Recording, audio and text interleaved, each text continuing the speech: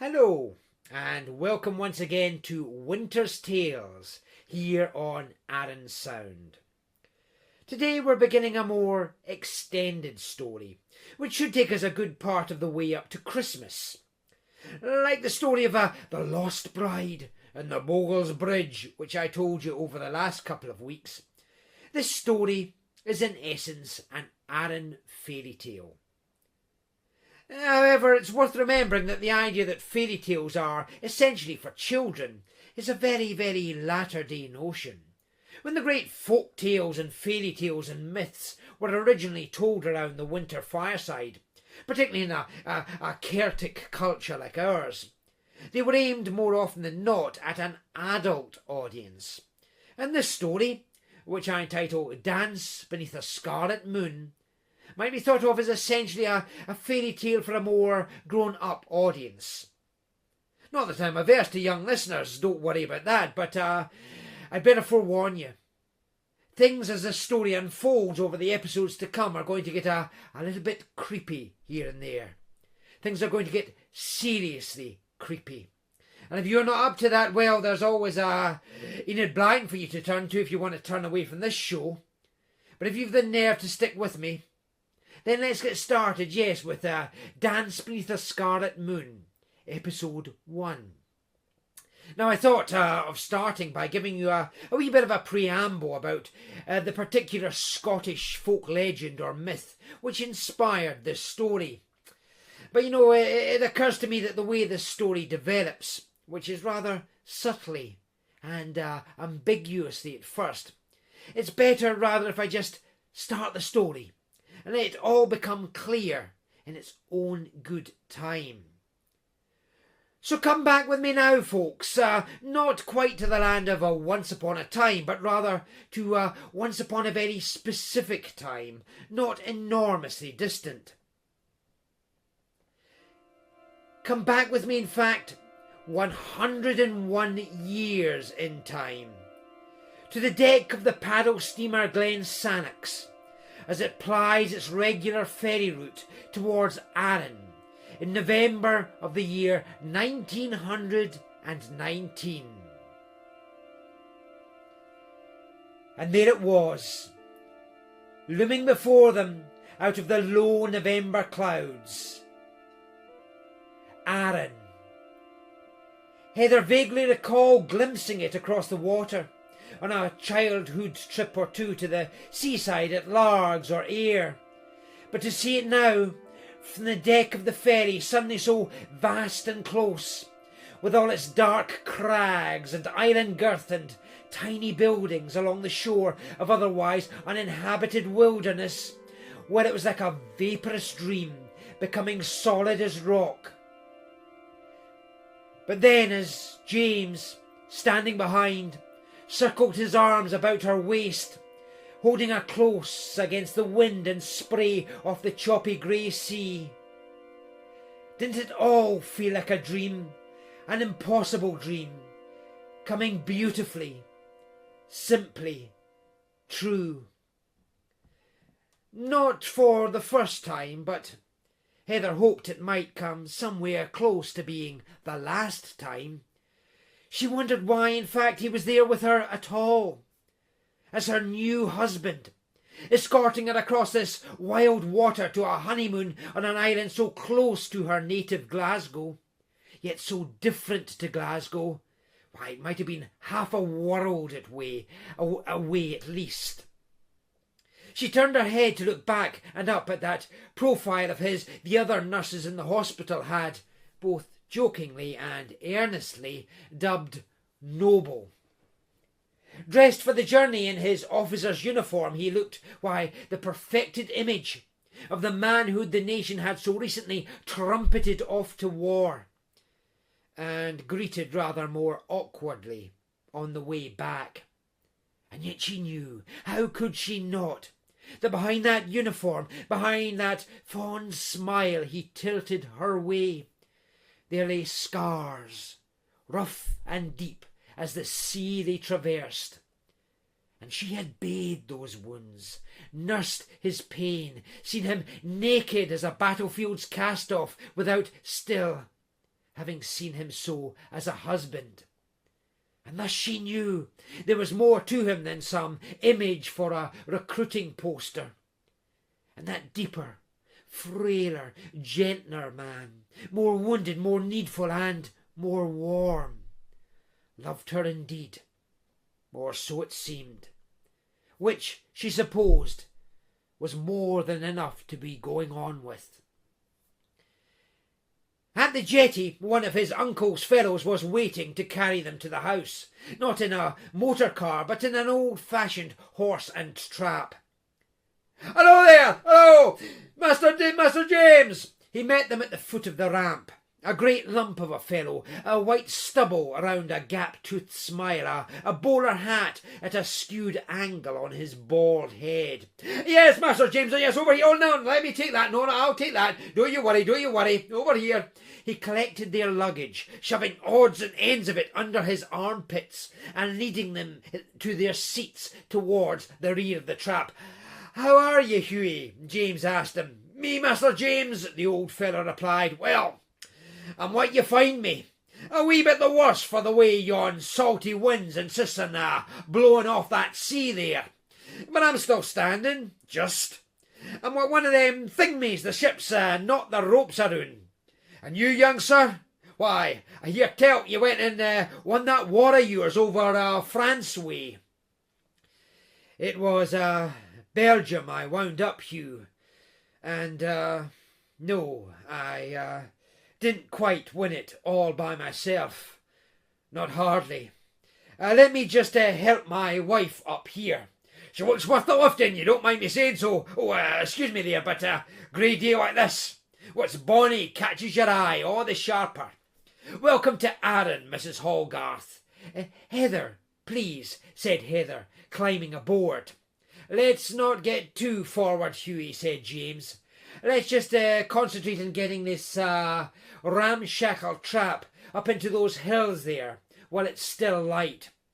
"If me or the horse can manage that, then manage it we will. There's rugs back there to pull over your knees. Oh, and a wee dram. Sew it in the pocket there at the side." "I'll just bet there is," said James. "Well, you know how it goes, sir," said Hughie. "Hard getting up and down them hills hereabouts if you don't have a wee bit of something to warm up your bones." "Well, let's just get up those hills anyway, and quickly," said James, poised to climb aboard himself. But at that moment, something soft but slightly rough bounced wind-blown against his leg. He looked down. It was a rather shabby little bunch of wild roses wrapped in paper. He picked it up and he looked around. By the rail overlooking the water stood a rather tall young woman. She was staring his way, black hair and the black veil on her little hat blowing about in the gusty wind. One black-gloved hand extended his way. Sorry, darling," he said to Heather. "These flowers aren't for you. Someone else is a sweetheart around here, plainly." Briskly, James crossed to where the young woman stood, extending her way the little bouquet. "Waiting for someone off the boat?" he asked. "Yes," she said. "He'll be glad to see you, I'm sure." "Yes," she said. "He will." Always a little shy with women, it was only now James looked her full in the face, direct in her wide dark eyes, and a pain cut through him. She had taken the little bouquet from him. He could see that some thorn or other among the roses had cut the tip of his index finger. A single fat bud of blood oozed into sight. He stuck the finger in his mouth, sucked it dry, apologised, though not wholly sure what he was apologising for, and excuse me, hurried back to the horse and trap. they started off. Almost immediately they were rattling up a steep hill. James had told Heather that the southern half of the island, where they were to have their honeymoon, had a gentler landscape than the mountainous north. But though Heather could see those jagged northward mountains receding behind them, the terrain they currently travelled seemed, if not mountainous then, steeply hilly at the very least. Occasionally, at a particularly severe jolt to the buggy from the rough-hewn road, James would wince, Heather protectively tightening her slender fingers around his broad hand. It's nothing, he said. I'm used to it. The childhood days I spent trundling up and down these hills to spend summer holidays at my uncle's holiday home. It's altogether too long since I came here last. Look at it, Heather. Sometimes when I was huddled in that mud over in Flanders, peering at a battlefield blasted flat, I would think of these rolling hills here, those mountains back there, and well, it was some reminder of the life and green health there could be in the world. Arran, I would tell myself. I must get back to Arran. Of course, back then I had no idea it was my honeymoon that would provide the excuse. No, dear, said Heather. You had to suffer a few more blastings to bring the two of us together. The war effort wasn't entirely wasted, he said, if it crossed my path with yours. I can even weather a twinge or two on this damned potholed road if it's carrying me into a life with a woman who, well, dragged me from all that mud and blood. Figuratively speaking, of course. He kissed her gently on the cheek. She never felt so close, not in all her life, to another human being. But the truest closeness yet lay ahead. Her skin tingled with the anticipation. Or was that just the November breeze up there on the hill? Starting to get a little dark above those treetops, Hugh, called James. Oh, don't you worry about that, sir, cried Hugh up front. Me and the horse here, we knows all the wee shortcuts. There's a way up through the farm tracks and the woodland tracks as will get us there twice as fast, I promise you. And indeed, before long the trap was trundling onto narrower tracks, hemmed in at first by muddy fields and then by dense meshes of bushes and trees at either side of them. Taking the back way by the fairy glen, are we? James called. Yon's the way the horse was thinking of, certainly, Master James, replied Hugh. There's a fairy glen? Asked Heather. Oh, how charming. It's Arran, darling, James replied. There are fairy glens all over the place. But yes, the one we are going by ought to provide a decent shortcut. If we get through it fast enough, it is getting dark after all. Indeed, it was getting very dark. The gloom of a late November afternoon rising like a slow and steady flood between the trees and the bushes, the track growing ever narrower, overhung with branches from both sides, an occasional waterfall showing itself like a white ghost starting from the obscurity. Heather felt glad the horse at least knew its way.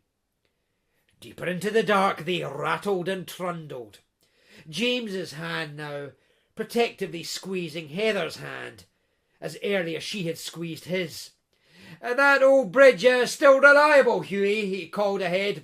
It'll take us, I'm sure, said Hugh. Unless it doesn't, in which case we'll have to do something else.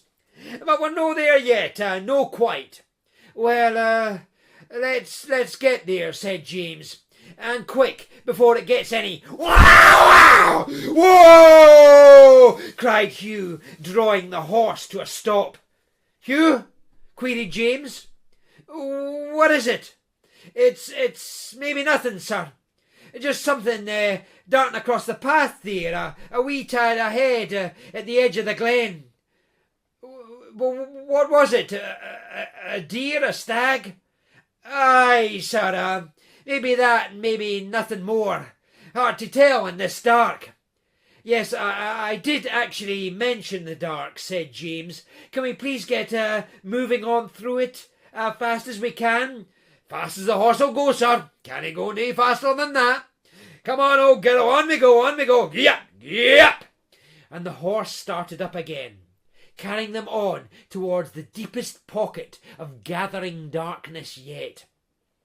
"This here'll be the go-mace bit," said Hugh over his shoulder. "Cutting across the glen and cutting over the bridge. But we'll be across and wow! Bloody hell!" Even as the buggy had begun rattling over the barely visible boards of the old wooden bridge. Another ghostly wisp of waterfall unfurling from above on their right-hand side. Something had leapt directly in front of the horse with a guttural screech, causing the old nag to whinny and totter back and to the side, shuddering the whole carriage and sending the rear wheel on the left dropping steeply with a crack. "Heather!" called James, clutching her tight as their bench seat tilted at an angle, a rumble of water and rock sounding from immediately below. "Here, darling, here," he said, "climb out this other side. Hugh, quick, quick, give us a hand." But by the time old Hugh had dismounted and tottered their way, James had helped Heather down to... "Yes, dear, here, down, yes," helped Heather down to stand on the rickety planks of the bridge. Now, even in the gloom, they could see that the left wheel at the rear of the trap had not only shuddered over the edge of the bridge, hanging above the drop to the next stretch of waterfall below, but the wood of the wheel had splintered too. "What the hell were you trying to do, man?" cried James. "Kill us both?" James, said Heather, wrapping her hands around his arm, trying to calm him down. "Didn't you see it, sir?" said Hugh, "coming out of the dark there like I don't know what." "I saw something," James replied. A deer, like I said 2 minutes ago. A deer or a stray dog. Nothing for you or this old nag to be getting so panicked about." "I'm no so sure it was neither of those, sir," said Hugh. "What then? A bear? They're extinct in Scotland, didn't you know?" "Well, I don't know what it was, sir, and I don't like to think plainly," said James. "Maybe it was one of the fairies," chirped Heather. Sorry, just trying to lighten the mood," she continued, when both men glowered at her. But a smile belatedly found its way onto James's face. "Yes, darling. Yes, fairies, maybe that's what it was. It's the fairy glen after all, and this contraption isn't carrying us beyond it any time soon." "Well, sir, it'll need a new wheel for one thing. See it here? And a new wheel will have to be fetched up from, well, Lash is the lightweight option." "Why don't we leave that to you?" said James. "Come on, darling, I know this glen well. The house is essentially, well, just above us on the hillside. If we make our way on foot up the side of the burn here, you see, along the side of the waterfall. Up the track there, I can be carrying you across that doorstep in, well, 10 minutes flat, I promise you." "Will it be, safe?" she said. "I mean, if there is something running about, something, capable of scaring a horse." "There's nothing here for anyone to be scared of. This is Arran, not the wilds of Siberia. Look, grab whichever of your cases you're going to need the most. I'll grab one of mine and I'll lead the way." "And, our driver," she said. "He's got a wheel to find, and it's quite a walk you'll have down to Lash, isn't it, Hughie?" "It is that, sir." Then we'll leave you with the whiskey." "Aye, sir, I could maybe be doing with that." "Oh, and, well, listen, Hugh, look, here, take this. No, seriously, take it, for your trouble. It ought to pay for the whale, refill the whiskey, and, well, do a bit more for you besides." "What? Oh, thank you, sir, thank you. That's very generous." "Well, I suppose there's more things to be getting angry about in this world than a little careless driving. When you get this sorted, bring the rest of our luggage up to the house. Looks like it's going to stay dry, at least. Have it with you before the evening's out, sir. I'll get a lad up from the village to help me." "Good," said James. All right, my darling. Shall we wend our way up the fairy glen? Perhaps they'll flutter along and light our way like glowworms, said Heather, as he led her to the far side of the bridge and then down onto the bank of the burn. Hugh watched as they began ascending the side of the little waterfall, himself fumbling all the while for yon wee flask of whisky he had tucked away. A sweet young lassie, but she'd no idea what she was talking about. Oh, no. Fairies she'd seen in some picture book. Yon wasn't the kind of fairy they named Gwen's after hereabouts. Oh, not that he believed that sort of nonsense. Well, no, really. Only the horse again began whinnying, snorting, shifting about, still stuck in its traces. All right, whoa, all right, old girl, all right. Don't you go shifting this bloody thing all the way off the bridge. That's all we need. Here, let me unfasten you. You can come with me down to the village. Keep me company while I sort out a change of wheel. We're both in the bad books with the landed gentry, didn't you see? You could be doing with some hated you, I dare say. And me, well, I could be doing with more of a dram than is left in this dainty wee flask. Come on, let's... Something rustled sharply in the bushes just past the end of the bridge. Hugh hesitated in leading the horse forward. That you there, Master James? He asked, despite knowing Master James had departed in another direction entirely. The bushes, thick and spiked with darkness, did not answer.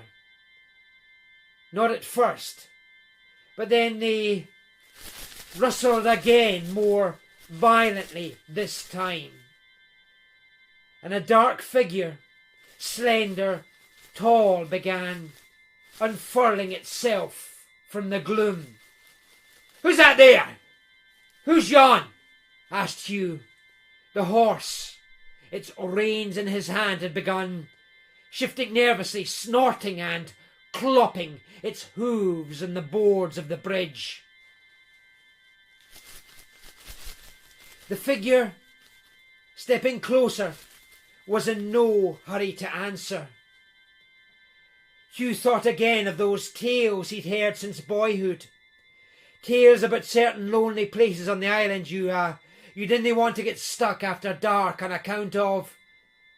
Well, it was old woman's tale, stuff for wains to shiver over. No, nothing for a grown man to fret about. But all the same...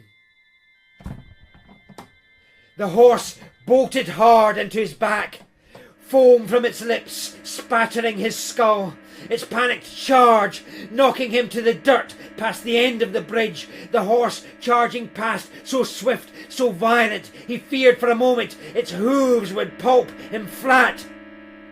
But already, as he twisted about amid the mud and dead leaves, he could see its white flanks charging into the distance with a swiftness he hadn't seen in the old nag in years. And then his attention was all on a ragged hem of white dress and two slender bare feet, mud-spattered, which were shifting directly in front of him. He looked up. A figure loomed close above him, silhouetted against the pale moon beginning to show among the clouds. Hugh scrambled upright, swift as he could in the slippery mud, blubbering words to give the lie to his every scepticism but what might waylay the most sensible of fellas in a fairy glen. Hello there. Hello there. It's them you're after, isn't it? Up there they went. Nothing to do with me. Yon big house, you know, up the top. Me, I was just a driver with a fair Jarvey, you ken. Look at me. You look at me, old, decrepit, no use at all to the likes of you, so if you didn't mind, I'll be heading after my horse there before it gets itself in trouble. Please, Please let me pass." But as he awkwardly shifted a step forward, the figure blocking his path made its own move, becoming a different figure entirely. He started to cry out, but the attack was so swift, the cry amounted to little more than a single sharp breath. The breath drowned by the sound of the nearby waterfall. The rustle of leaves spattered by stray blood was somewhat louder. The oily liquid running down the branches like sap.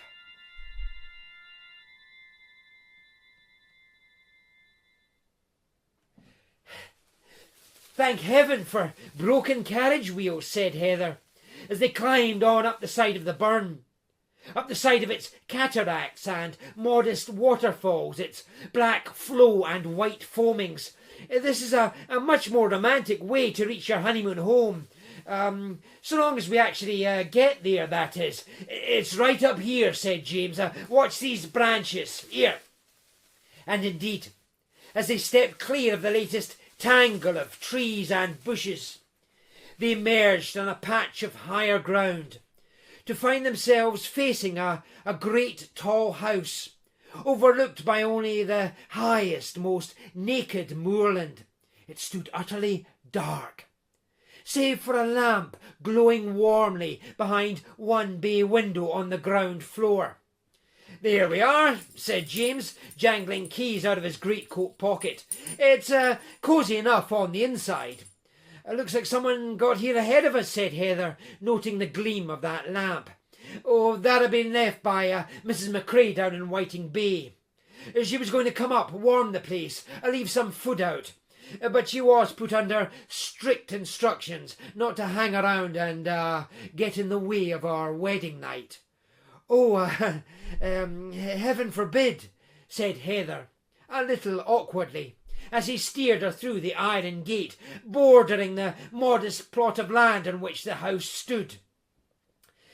"My dear old uncle did offer to have the place heaving with servants, all waiting on our every whim, but I did think, on balance, I'd rather be here with you, darling, living like a mountain bandit in a lonely cave for the next week. I do hope that's all right with you." "I can't think," she said, "of a bandit I'd rather be abducted by." "A bandit who's a dab hand at whipping up scrambled eggs," he said. "Should Mrs. McCrae not have set out something tasty for our supper?" "That sounds so delicious. I almost hope she has let us down," said Heather. They had reached the doorstep where James unlocked and pushed wide the door, revealing a hallway lit by a candelabra on a table by the foot of the stairs. Heather was about to step through when he halted her. "Oh no, Mrs. Hallgarth," he said, "we're not having that. I haven't been off in those wretched trenches fighting for anything less than the defence of certain sound cultural traditions. Here!" And he promptly scooped her up in his arms and, cases abandoned on the threshold, carried her through into the hallway, singing, "Gin a body meet a body comin' through the glen, gin a body kiss a body, need the world ken. Oh, Jenny's a wheat poor body, Jenny's seldom dry, she driggled a her petticoatie comin' through the rye. Comin' through the rye, poor body, comin' through the rye, she driggled a her petticoatie comin' through the rye." He had carried her through to the main reception room on the ground floor, where the lamp was already burning brightly in the bay window. A brighter light still glowed from the blazing fire in the broad hearth. Further warm welcome provided by, there it was, a buffet table, laid out in the centre of the floor, a wealth of repast upon it, from slices of smoked salmon to crowdie and bannocks and coleslaw, alongside by an outsized cream cake and fresh baked shortbread. "I suppose you won't be needing those scrambled eggs," said James, setting Heather down. "Darling, I think this could probably last us through the first 3 years of our marriage," replied Heather. "Yes," he said, it looks so fulsome one might have to work one's way up gradually to making a start on it." "Quite," said Heather. "It's all cold cuts, so it can wait, surely, while I, if you don't mind, have a bath. After that climb up the hillside, you know. That's if there's any hot water." "Mrs. McCrae, if I know her," said James, "would have lit the stove in the kitchen so molten hot you'd have enough bucketfuls of hot water to bathe an elephant. Come, let's get those cases in and I'll show you around the old place."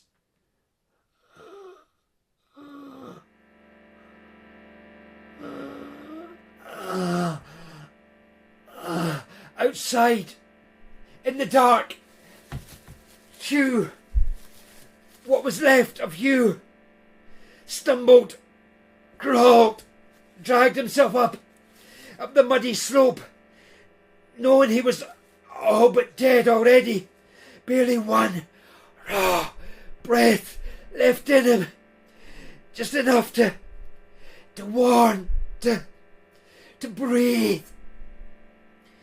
Breathe, that word. For the stories were true, all true, and them up there, alone in that house. Was that the light in its windows he could see glowing? He pulled himself on, through the pain.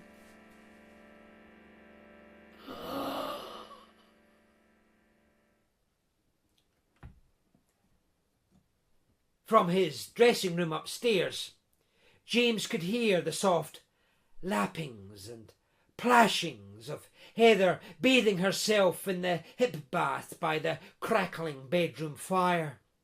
She was singing to herself, "La la la la la la la la la la la la," and those gentle sounds stirred in James anew a clear sense of how much he loved her. When he had wakened from a delirium of terrible memories, sharp as barbed wire, blinding and deafening as shells bursting, to see her for the first time there at his bedside in that hospital improvised amid the ostentation of Pollock House on Glasgow's south side, when he had felt her soft press of a damp cloth to his forehead, and heard her gentle voice telling him he was all right, you're quite safe, you're home, Scotland, and we're going to take care of you. Well, no angel in the literal sense could have appeared to a man more perfect, more essential to a man's spirit than that little figure with her frizzy brown hair and starched uniform. His family, to whom he can never begin to explain all he had been through, had wrinkled their noses, expressing a genteel discomfort over his marrying a young woman so sorely lacking in, so to speak, the appropriate social grounding. In a moment of ill temper, he'd told them to lie a while in the dirt he'd fallen in, and then see if they wondered at the choice he'd made. And yet now, as he listened to her bathing in that adjoining room and got on with changing out of his uniform, he wondered yet again about the wisdom of this consummation of their uncommon courtship. For there it was, painfully reflected in that long mirror as he stripped off shirt and vest, the serpentine curve of that deep scar down one side of his torso, starting just by the lowest rib, then delving below the waistband of his trousers, its dirty purple hue set against the paleness otherwise of his body. Oh, the sticky hues that had spilled through that curve when it lay gaping wide on the battlefield, his guts black as tar, his blood grey as mercury there in the moonlight that night, the moon itself red as blood in the light of the leaping flames. And now he was to impose this woundedness on her a second time, as husband now rather than patient. What kind of a man was he? La la la la la la la la la la la la. Heather, shivering slightly, agreeably as she reclined amid the steaming heat of the hip bath, thinking of all that yet lay ahead. What a day it had been! Wedding in the morning, feeling dwarfed by the grandeur of Paisley Abbey, of which James's family were notable patrons, followed by that grand reception in the hotel by the railway station, then the swift train ride to the coast at Fairlie to catch the ferry, and then the journey's seemingly haphazard conclusion in the muddy climb to this house, and now the beginning of another journey entirely. Damn! She heard James fumbling about in that adjoining room. Are you quite all right through there? She called.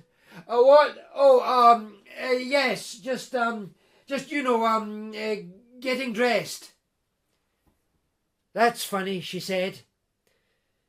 I haven't even started. Oh, no, I can imagine. But you don't have to imagine, she said.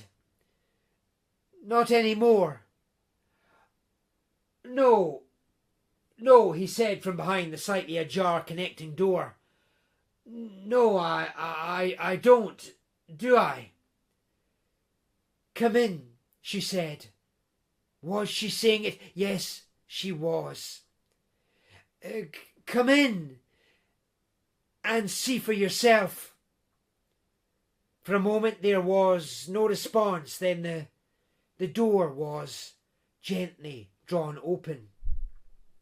James shuffled in, unsure where to set his eyes. Heather shivered again within that heated water, the rippling warmth of the fire, but the shiver was agreeable. This suddenly felt very right as the fragrant pop of the logs among the flames. He stood over her. He looked down. She flinched a second, then decided not to flinch. He sank to his knees by the rear edge of the tub, rested a gentle hand on her naked shoulder. After all that, he breathed. It's been quite a day, she said. I didn't mean that, he said. I meant all the rest of it that came before. Oh, she said. All that cold, all that din and terrible silence, all that smoke and mud, that stink of blood and burning metal thick in the air. And suddenly, this warmth and softness and, well, it's life, isn't it, suddenly, after all that dying. And oh, my darling, what a sweet shock it is. He kissed her neck. She wriggled pleasurably in the water. He raised his head, sang softly at her ear. Gin a body meet a body, coming through the grain. Gin a body kiss a body, the things a body's in. And he kissed her again.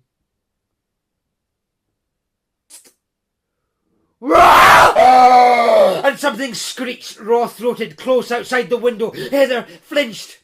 putting both arms protectively about herself as James stood and said, "What the bloody, James?" A rattling, a clattering from somewhere below, a sound of something trying to get in. "Is it?" she said. "Something trying to wait here." And he was hurrying out of the room.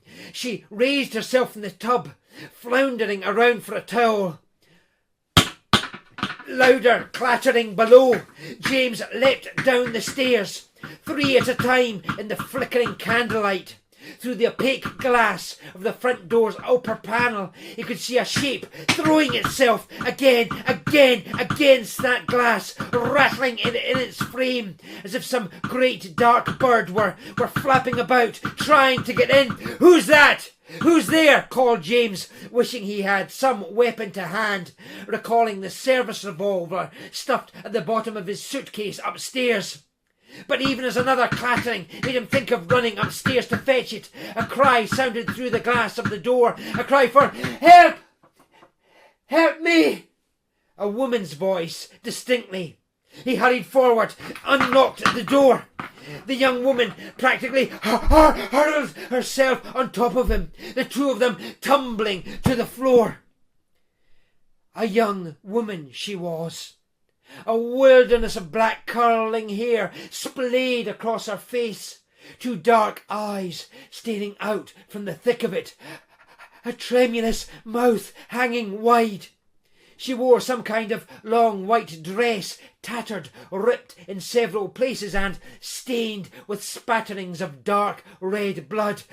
"It's out there! It came for me!" she breathed. You must help me!" He got back to his feet, helping her up, even as Heather came hurrying down the stairs, a rope wrapped and knotted around herself. "James?" she asked, but he was busy dragging hair from across the newcomer's face, asking her, "What is it? What are you?" "It came for me," she said. "Out the dark. Attacked. Had to fight to get free. It's out there still. What's that door?" James rushed across, slammed the door, bolting it. "Take care of her," he called to Heather, then made his own bolting run back up towards the bedroom. Heather stepped towards the young woman, who swayed upon bare feet, stained with mud and spotted all over with fragments of twig and pine needle and dead leaf. The latest sway made it look as if she might fall. Heather darted forward, grabbed her, held her steady, steady, steady. She looked Heather direct in the face, with eyes like the eyes of some wounded animal, hot out of the forest's chill. "Who are you?" Heather asked. "Where did you come from?" "I come from out there," she said. James came stomping down the stairs, dragging on his military greatcoat, his right hand stuffing something in its deep pocket. Hurrying past them, he told them to wait there. "I'll be back in a moment." He unlocked the door, tugged it open, started out into the night. "James!" Heather called. "Don't! It's nothing, darling," he said in the threshold. "Can't be anything. A stag, maybe. Nothing worse. And I've dealt with so much worse, haven't I? Lock this door after me. I'll knock when I want back in. But James, take care of her," he said, pulling the door closed. The young woman tensed closer against her. James ran the length of the short garden in front of the house, scanning its darkness for movement. The iron gate at the far end hung open, swaying, squeaking slightly in the breeze off the hill. He tugged it wider, crossed the rough track which ran by the house, then stood at the track's far side, facing the wooded slope which descended all the way to Whiting Bay far below, and to the moonlit glitter of the sea beyond.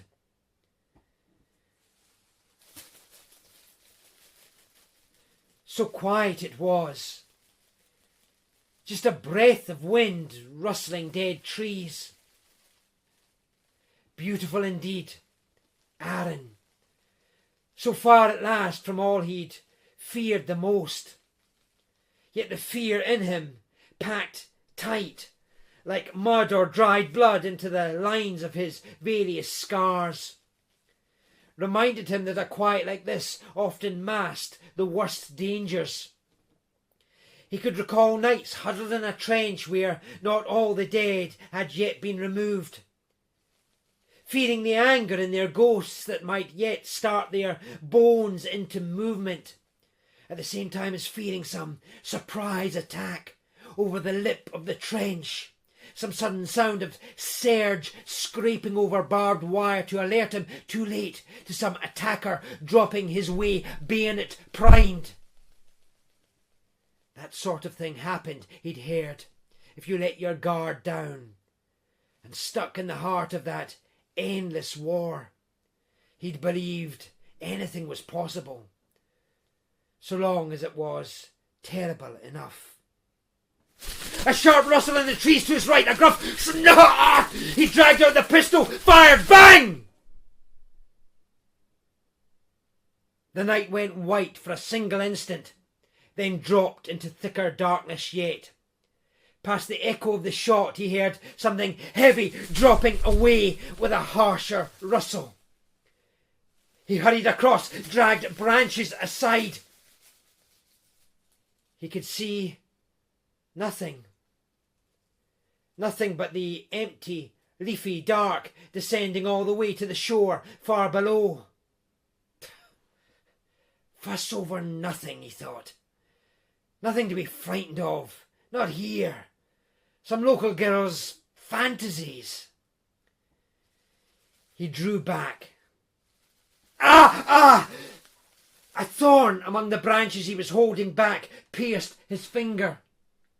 He was halfway to putting it to his mouth, for licking the blood aside, when he recalled that earlier prick to his finger from that bouquet of wild roses down on the jetty.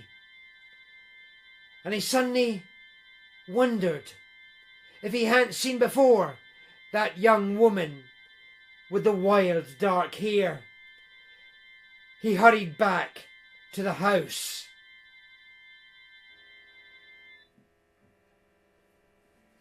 In the bushes at his back, old Hugh slid a few further inches down the slope. The last fraying strand of life and effort in him scissored by that bullet, the last breath with which he had hoped to shape a warning, now wasting itself amid those low-hanging branches, amid which his body lay unseen. Baobhan, he breathed. And then he breathed no more.